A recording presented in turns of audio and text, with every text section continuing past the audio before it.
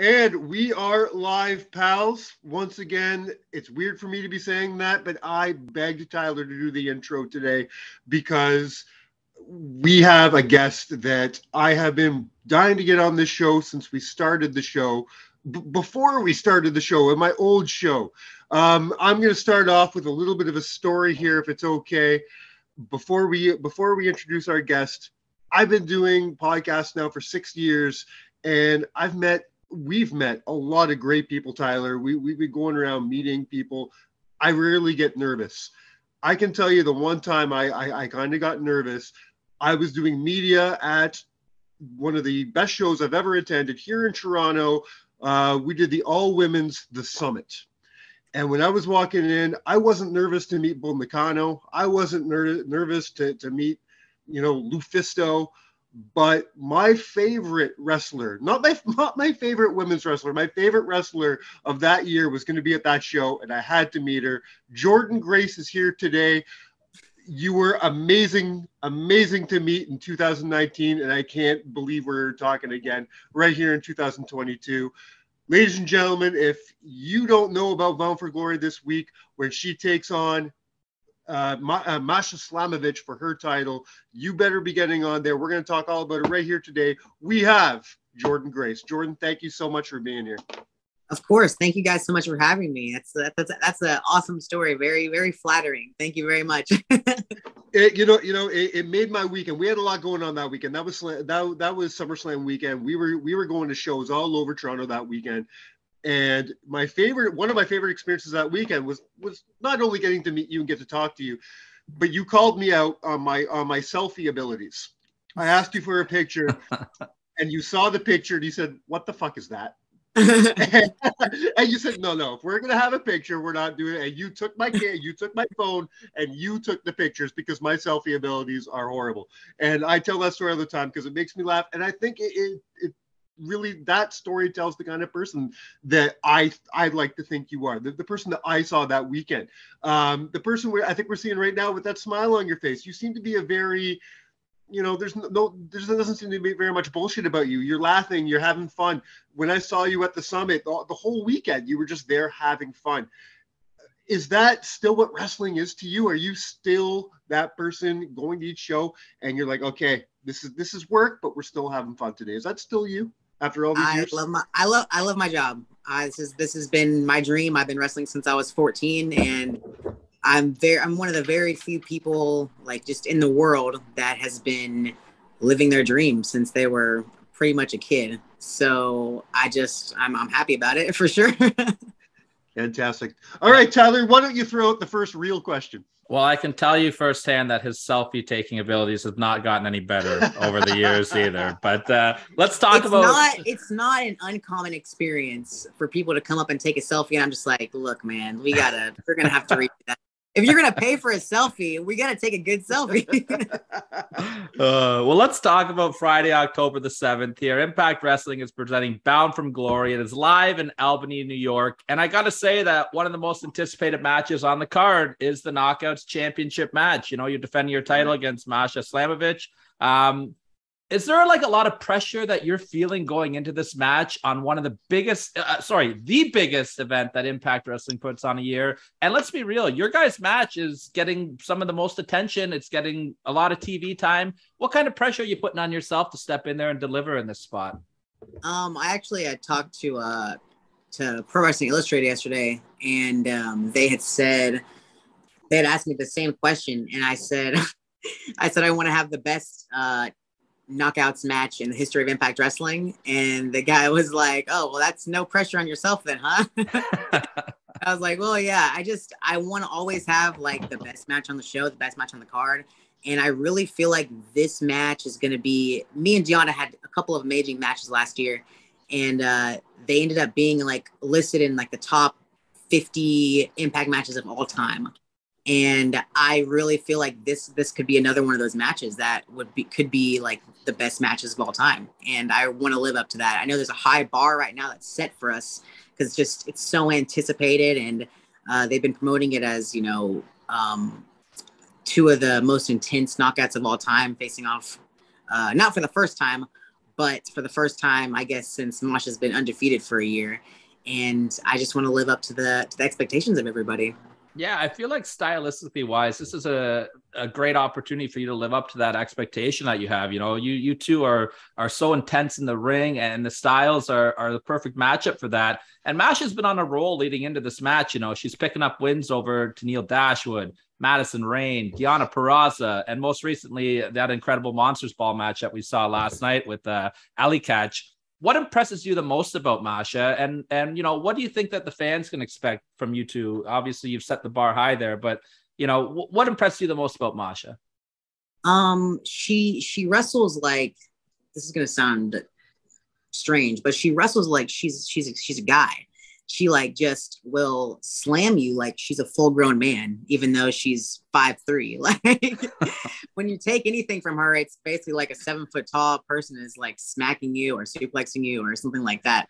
And I feel like we have similar styles when it comes to that. We're gonna hit each other hard. We're gonna suplex each other for real. Hopefully I don't have to wrestle the next day on the tapings. Like my fingers are crossed. That's all I gotta say. But I just know it's gonna be like a hard hitting, intense match. Perfect. Mike, do you want to jump in here? I do. Sorry, I was looking for my list here because this is a hell of a list I got to go through for a second here. I think we got a freeze on Mike here. I'll jump in here and ask the question then. Another big story leading into Bound for Glory is Mickie James. You know, she's saying she wants to work her way back up into the title picture. She's putting her career on the line in every single match going forward. Can you kind of just talk to us a little bit about what Mickie James means to you personally and how important she's been for that Knockouts locker room? Well, first of all, I think it's important because Mickie she's older. She's in her 40s. And I think it's extremely important for women in wrestling, especially nowadays, to have the representation of someone who's a veteran like that. It is extremely rare to see women be able to wrestle at the caliber that she does at her age, just because, you know, we have kids, our bodies get beat up quicker. And you have like guys like PCO, you have like 60-year-old men out here wrestling, and we don't have the same representation in women. So I think that it's incredible that we have someone like her in the locker room who's a veteran, who is basically, I've always said to myself, oh, I'm going to stop wrestling when I'm 30. That's 4 years away. That's likely not going to happen. Right. And, you know, Mickie is, I think she's, don't quote me, 42 maybe. Don't get me now. She's still, and she's still going. And I'm like, well, maybe I have another decade or so left. So she's definitely someone that I look up to in that regard. Okay, now let's fast forward maybe a little bit here in a hypothetical world, because I don't want to take anything away from Masha or Mia Yim, who are two incredible talents. But there could be a situation somewhere down the line where you could be that Knockouts champion standing across the ring from Mickie James with her career on the line. Are you willing to pull the trigger and end that career of Mickie James if it means holding on to the Knockouts championship? Man, I haven't been asked this question and I have not even given it a single thought. So, I mean, I got to do what I got to do, right? Like, I mean, she is the one who set this up for herself. It's not going to be my fault if I win the match. Like, she's the one who told the fans that if she loses another match that she'll quit. It's not going to be on me. That's fair. So, you know, she's kind of bringing it on herself then, right? If that's the case. Yeah, and she's had a great run. So no one can fault her. Well, let's talk a little bit about other Hall of Famers here. This year, we're seeing Raven, who's going to enter the Hall of Fame. In the prior years, we've seen Gail Kim and Awesome Kong get inducted into the Hall of Fame as well. Are there any other knockouts that you would like to see personally go into the Hall of Fame? So you said Gail Kim, Awesome Kong. I mean, that's a good question. It could be male figures as well. Then we don't have to just limit it to the knockouts, but Madison isn't in it. Is she in the Hall of Fame already? I don't think so. No. Okay, Madison. I am probably like 90% sure that she's going to be inducted at some point. Like, I just feel like that's going to happen. So she'll definitely get inducted. She was just like a huge staple of the Knockouts division for so long, even though she's with AEW now. But yeah, off the top of my head, is Mickie in it? Mickey's not in it yet. Not that I know of, Okay. at least. Well, maybe I'll end her career and then she'll go in the Hall of Fame. then you can induct her into the Hall of Fame after, right? Yeah, we'll do it right there after the match. Yeah, on the spot. First time ever. But yeah, those two women would be, they're gonna go in the Hall of Fame, but those are two that I would definitely say they need to be in it. Absolutely. Absolutely. Now, I can't talk to you without bringing up another amazing person and someone that you did a lot of work with, and that is Scott Steiner. You always hear Scotty was a little wild. Do you have any fun Scott stories that you can tell about working with Scotty and Petey back in the day? You know what? None that are appropriate. I would figure nothing less. For public consumption. I don't want, the dirt sheets to go crazy with this interview, but he's just like, he just reminds me of like a dirty old grandpa. That's what I would call him. Like, he's just a funny old man. And he's like, in his heyday, he was incredible. He's just an entertainer 100% of the time. Like, he's someone that I feel like no matter what, he's gonna just probably eventually die entertaining someone just because he's so funny. Like, he's an awesome guy. Absolutely, he is. Yeah, we love a good Scott Steiner, and he's a hell of a mathematician too, obviously, right? He is an amazing mathematician. Yes. Let's talk about yourself a little bit personally here. You're clearly in the best shape of your lives, and you made a lot of great lifestyle changes here and choices. You've had both the Knockouts Championship. You've got the WNPF Georgia State and National records for squat and bench. Is that correct? Yep. Squat, bench, and deadlift. That's right. Can you kind of just tell us about what has helped you or what has made you decide to make this transition? Because you are in absolutely incredible shape. I would challenge your physique against anybody in the industry. You look incredible. Oh, well, thank you so much. That's really nice. I don't know. I just I've always wanted to be seen as a strong power wrestler, and I want to look the part. And I feel like I did look the part, a couple of years ago, but I was a lot bulkier, and I want to have like visible muscles. Like, someone that I think looks incredible, and I look up to her physique a lot is Jade Cargill. I think she looks just incredible. And, I've been thinking eventually, both me and my husband have been talking about doing a bodybuilding show. So I think that's kind of our next goal, is that we would love to get our pro cards in bodybuilding. So maybe eventually that will happen. I've been telling him we need to enter a competition that's not having us prep through the holidays, because it's already hard enough as it is without having to diet during Christmas and Thanksgiving. But hopefully, at the beginning of next year, I'll be in even better shape and I'll be able to step on a stage. Yeah, and I follow you on Instagram, and I love watching just like the transition, and you're so great at posting, and a lot of people are watching that as well. Is there anything that you'd like to tell, especially girls and women out there who are maybe interested in things like bodybuilding or powerlifting, because they might be a little bit intimidated in a world that they don't know a whole lot about? Do you have any advice that you could share to people that might be interested in that? For sure. Like, you just got to jump in with 2 feet. It's at the end of the day, you just got to go full steam 100%, and just commit to something. Because if you constantly, you're thinking about doing it, you just need to do it and try it. And it's an addictive process. I feel bad for Michael. Mike just sent me a text message that his internet provider, there's a power outage in his entire house right now. He is devastated.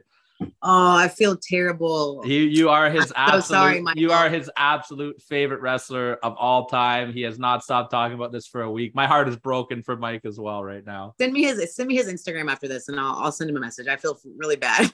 He'll love that so much. I will, for sure. We'll have to just schedule a part 2 sometime, right? Okay. I'm sorry. What was your question again? I just completely went off track. No, that's all right. Mike will appreciate it anyways. So I was just asking about any advice that you'd like to give to any women that might be thinking about entering this world of powerlifting, if they might be a little bit intimidated to try it out. Oh yeah. Like I said, just jump in with 2 feet, get a coach and a trainer if you can. There is so many resources online that you can look that are completely free. If you want to get an online coach, that's something that really helped me a lot. I got an online coach, and I also had an in-person coach. So it was kind of like having 2 people to bounce knowledge off of.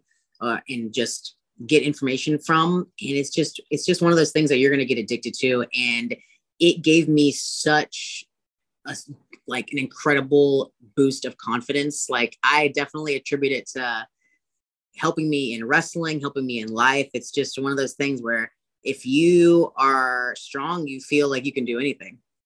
Wow, that's awesome. That's awesome. And, you know, speaking of strong, let's talk a little bit about your accomplishments here. First Impact Digital Media Champion, First Impact Iron Woman, First Queen of the Mountain, First Knockout Triple Crown winner. What's next that you want to try to accomplish? What's next on the bucket list? Man, I really want to hold on to this title as long as possible. I would love to beat Taya's reign. She has the longest reigning. She's the longest reigning Knockouts champion in history. So that would be cool. But other than that, I just want to represent the Knockouts division as best as I possibly can and represent Impact as best as I possibly can. I want to get more eyes on the show. There's so many talented wrestlers there that work their asses off to have the best product on TV right now. And we definitely just need to get more people to watch the show. Absolutely. Absolutely. I do personally think that Impact Wrestling is putting out the best weekly television on the in all of wrestling right now. I don't even think it's close. And, you know, we're big supporters of Impact Wrestling on our show, and we try our best to spread the word because we want everybody to see what you guys are doing. It's incredible stuff. This one here we got sent in from our colleague, Adam Content, who might be equally as big of a fan of yours as Mike is. He absolutely loves you as well. It's a little bit of a lightning round. Are you ready for this? Okay. All right. Ready. Protein bars or protein shakes? Protein shakes. Squats or deadlifts? Squats. Muscle buster or Jordynne driver? Oh man, Jordynne driver. Ultimate X or Queen of the Mountain? Ultimate X all day. Instagram or Twitter? Instagram. Cameo or OnlyFans? OnlyFans. Oh, Cameo. Mia Yim or Mickie James? Ooh, man. Dang, why'd you do this one? I'm going to go with Mickie. Because you have to retire her, right? That's the theme, right? 100%. All right, last one. Josh Alexander or Eddie Edwards? Josh. 100% all day, every day. Yep. That's the right answer because we're the Toronto podcast over here. We love us some Josh here. So good answer on that one for sure. The last question I love to ask you, and I always like to ask this question to all of our guests. You've done so many great things in your career, and not even just from accomplishment wise, but do you have like a special moment or a couple moments that you personally just look back on and they just make you smile? Just something that you're like, you know, that was really cool. It could be like meeting a fan, or it could be at an indie show or something with Impact. Just something that personally makes you happy. And it's like, that's cool. There's so many of them. Really. One that sticks out to me a lot is All In. I don't know if you remember that, the big event. Obviously I was the only woman in that big battle royal. And I think it came down to the last four. I was in the final four. And then at the end of that show, I don't think anybody knew it was going to happen, but they did like the confetti stuff where the confetti like rained down on the entire arena. And that was such an awesome moment for me. I loved it. Yeah. And that inspired a bit of a revolution there in the wrestling world too. Right. So great card to be a card of. That's amazing. You know, Jordynne, I can't thank you enough for taking the time to join us today. I want to make sure that everybody is tuning in this Friday, October the 7th. You heard it from the champ herself. You will not be disappointed. She is going to put on a performance of a lifetime. And I will say that confidently because I've been a fan of yours for many years as well. And I know what you can do in that ring. You and Masha are going to tear it down. Want to wish you the best of luck. Thank you so much for everything. Thank you so much. And tell Michael I'm sorry.